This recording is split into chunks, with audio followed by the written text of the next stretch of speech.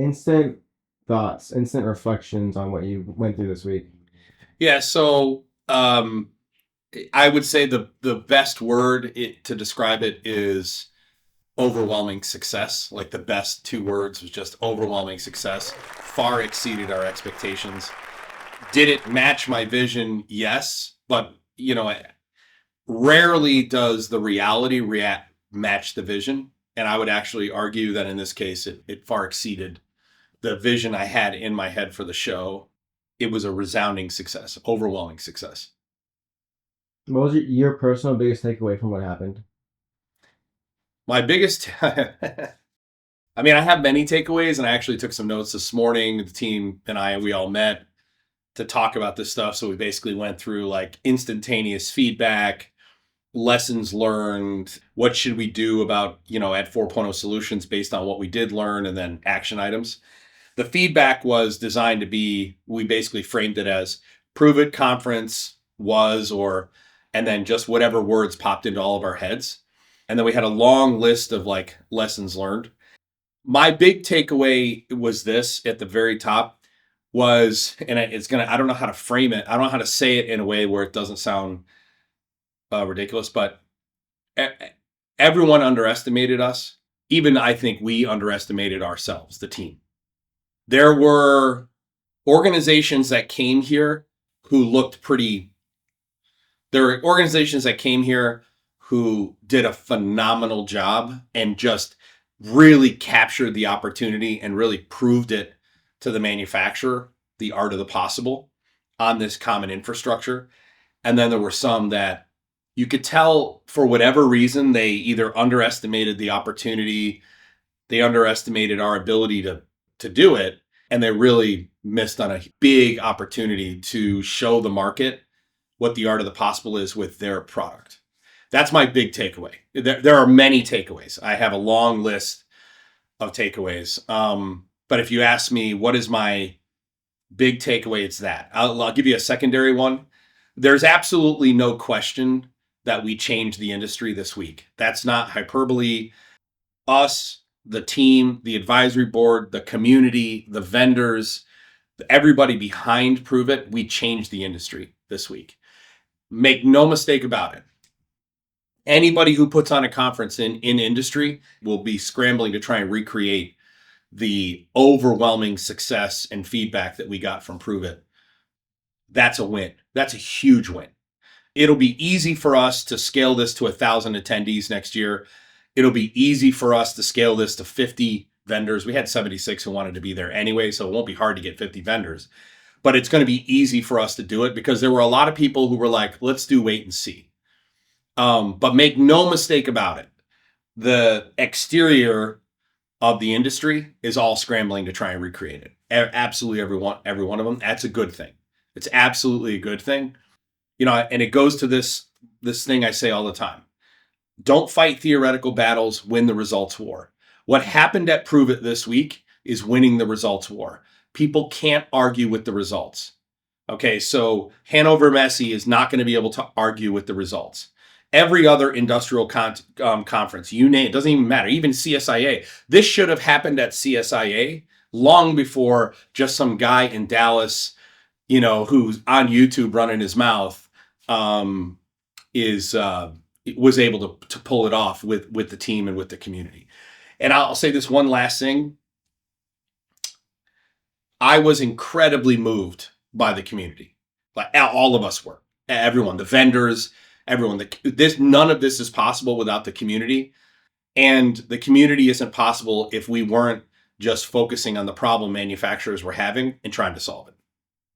Who was the biggest surprise at ProveIt? What vendor was the biggest surprise for you personally? So I can't give you just one, but I actually have a photo. We did an assessment this morning of all the vendors. So we basically broke all the vendors down into 3 categories. So we took all the sponsors and we said, are they a green? So green is they absolutely knocked it out of the park. They hit a 5-run home run. Everybody, it was a wow. Okay. And then the second level was good to great. So the people who did an excellent job, they did a great job, but there wasn't It wasn't wow. It wasn't buzzy. Like there was no buzz. That's in blue. And then we had the red, the disappointments, the under-delivered. 17 of the 36 hit a home run. 17 of the 36. In terms of blue, 1, 2, 3, 4, 5, 6, 7, 8, 9. 14 of the 36 did a good to great job, but they missed their wow moment, their buzz moment. There were 3 that absolutely dropped the ball, and there's 1 that's on the fence. So that gives you 36 total. We had 1 vendor who we can't decide is a red or a blue. Okay. Who is the most surprising? I'm going to say it has to be mock controls. So Brian Privey is the chairperson of our advisory board. He owns a small integrator in the Midwest. He's a one-man shop. Him and 4.0 Hero, and I think it's LPI Solutions, which is Dustin Symes, and then Trent Christopher is based out of Cincinnati, and Dustin Symes based out of Alberta. The 3 of those integrators worked together, but it was Mock Control's booth. They were a bronze sponsor. I think they surprised everyone the most. Okay, because they really focused. It was one of the few implementations that really. Now, I'm not saying they were the best. It's surprising if you go and you go, "Wow, where people walk away and go, "Wow, mock controls." I think they did a phenomenal job. Aviva did a phenomenal job. And I would say Aviva didn't surprise people because of their marketing ability, because they did a lot of really good marketing stuff. They've always been good at marketing. Aviva did a great job of following the rules and answering the 4 questions.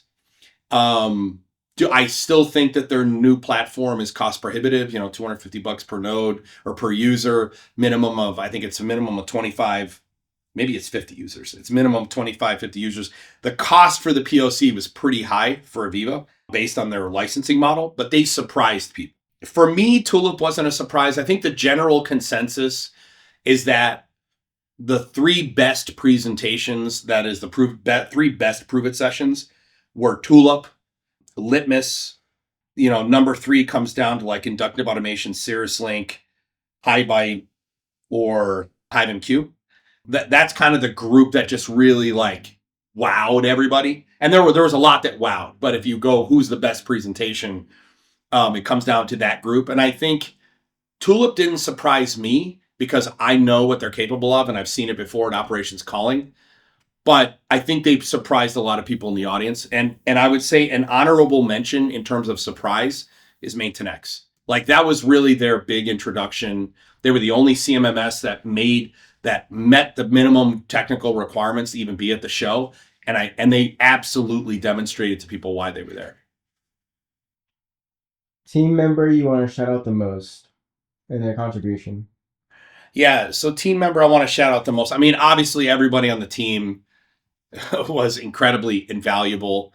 It can't be just one. I've got to make it 2, obviously. So first and foremost, Zach. I mean, Zach and I are a team. I'm the guy in front of the camera. Yeah, I'm a technical expert. I'm an executive expert. I'm a leadership expert. Yes, I'm a solutions architect, and I can build enormous systems and design and build enormous systems and lead teams that do that. Yes, and that's part of what we're teaching. But the ProveIt conference, the idea for a community conference was Zach's idea. It was his idea 4 years ago.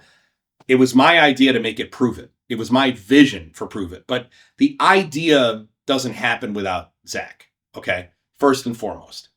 Zach and I are a team, okay? And then I would say if I got to pick just one other person, it has to be Tanya, who was the conference director. She absolutely is the one who brought everything together. She's the one who, all of you who were just blown away by the production quality and what the ballroom looked like, I got to give Josh credit too. That everyone was blown away by the layout and the touchscreen, and the end users were able to interact with the unified namespace out on the expo floor. All of that was Josh's design. So it really goes those 3. I would say Tanya, Zach and Josh, if I wanted to give a special shout out. But at the end of the day, it is the entire team. There was nobody that I wouldn't want to just give a big old hug to and thank you with tears in my eyes. Biggest lesson learned, or top three, or whatever makes sense. So biggest lessons learned. There's a ton of, we have a long list of things we learned. I'll say this. The biggest, one of the things I want to say is that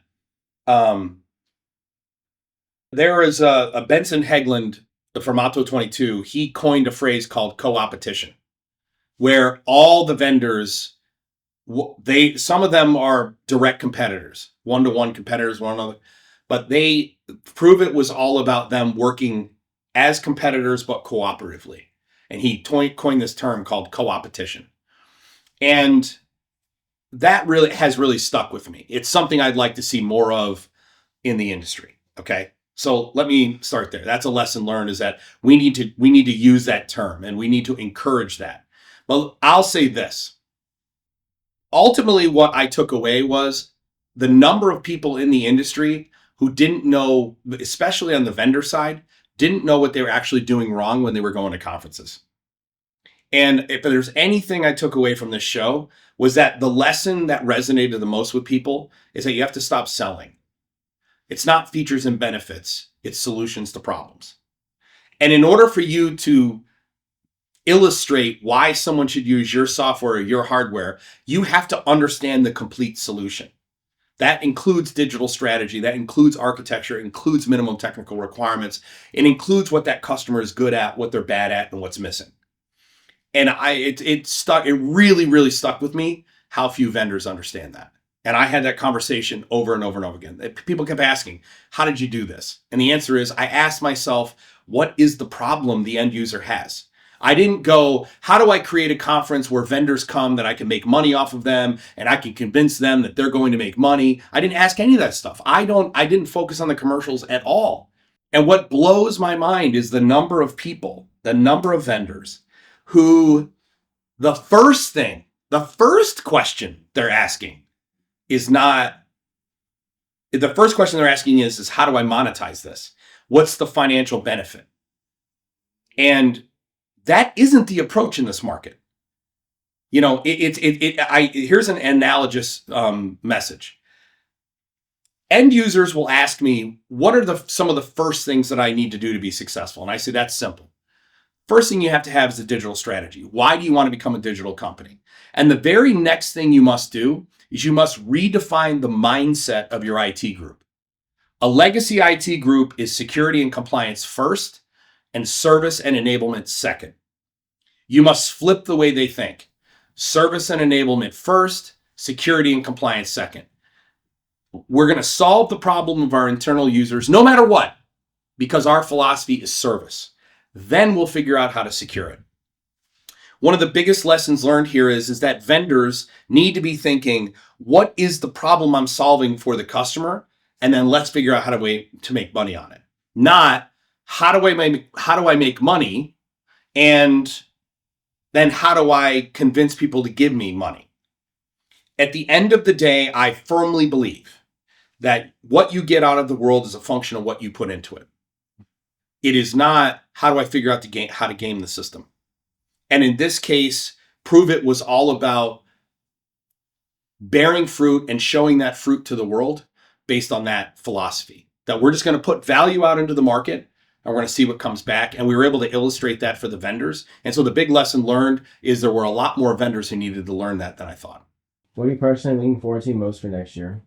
So what I'm looking forward to most for next year is this. Absolutely no question. We're going to see conferences try to copy this philosophy, and that's a good thing. What I'm really looking forward to see next year is the whole market's been put on notice. If to a person, the number of people who were like, I can't believe this is your first conference. And I'm thinking, my entire career has been about blowing people away. My entire career has been about doing the things that everyone thinks you can't do. That's where unified namespace came from. I don't allow the voices and the noise of people around me to self-limit me. What I'm most excited about is everyone's going to come serious next year. I mean, the game will elevate. Think about it. If Tulip is generally the consensus of one of the 4 best presentations on stage, they got a title to defend. Okay? There's no way they're taking their foot off the gas next year. In fact, they're going to invest even more in retaining that title. And all the people who were there and those who watch these videos later on who weren't there and get to watch them later, if you're a vendor who signs up for ProveIt next year, we're not going to end up with 17 amazing presentations. We're going to end up with 35 out of 50. We're going to end up with 12 good to greats. And we're going to end up with 2 or 3 bad ones. And here's why. Because if we don't have people who failed, then we didn't do our job. Because the fact of the matter is in digital transformation, it's really hard. If you were to hire 36 vendors, you're not going to have 36 successes. You as an end user. So if we are trying to test vendors so that end users can come watch and learn how digital transformation works, then we should have some that don't do great. We should have some that do good. And we should have some that absolutely slay it. And what I'm looking forward to next year is everyone else stepping up their game.